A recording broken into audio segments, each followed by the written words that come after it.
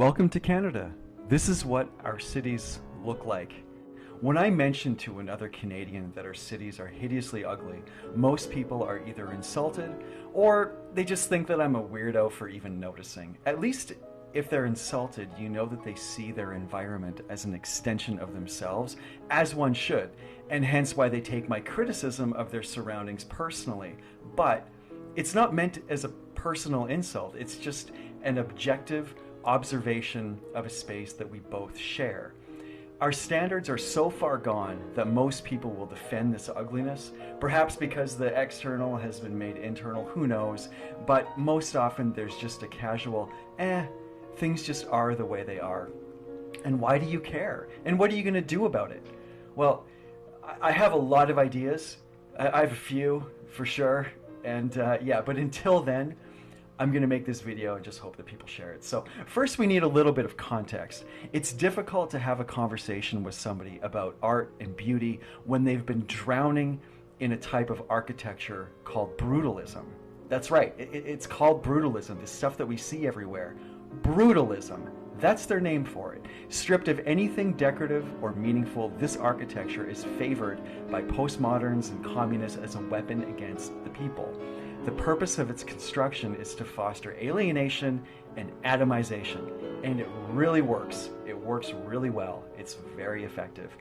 This architecture is an expression of open hatred against humanity, and classical European architecture, whose purpose was to elevate the soul, is the primary victim of it. A key argument against building something beautiful is that it's simply too expensive. That's the thing. It's just, oh, well, we can't do this. It's too much money. It's too expensive. Oh, imagine how much that cost. But the thing is that beauty pays for itself in countless ways, including financial. The endless, hideous third world strip malls of Canada are on nobody's must-see bucket list. Considering how we now have modern materials and construction methods, even 3D scanning and printing of industrial materials, there's no excuse to not choose the beautiful option. Inevitably, I'm told that Canada, like America, is just simply too young for grand, beautiful architecture, and that somehow, given enough time and enough immigration, Walmart will transform into something meaningful and transcendent.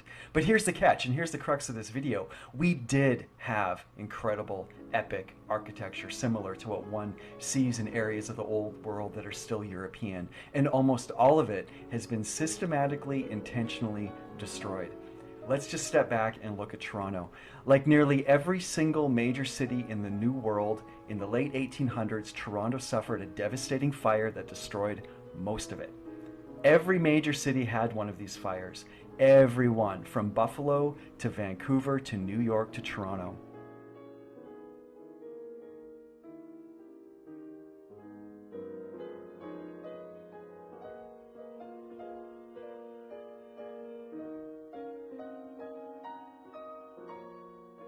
You may think that Europe was the only part of the world leveled by the Rothschilds' banking cartel, but you'd be wrong. Even after the World Wars, they're not done.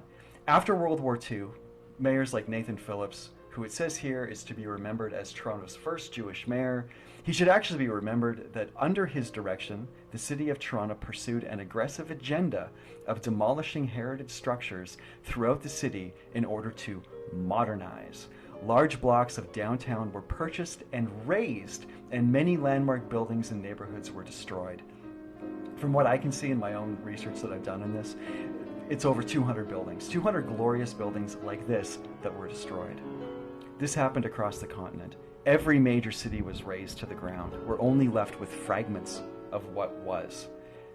I'm going to sit back now and just leave you with a presentation of architecture from the New World. Most of these structures have been deliberately destroyed or scrubbed into the memory hole. Most are parking lots or strip malls, or they've erected triumphant, disturbing monoliths in their place. Some remain, like the Banff Springs Hotel, and I suggest you visit these places to get a sense of just what's possible. And in Europe, in the future, a crazy lunatic will look at a building and say, this used to be beautiful, before being reported for hate speech. Luckily, destroying buildings can work both ways, and nobody will mourn the loss of what we have now.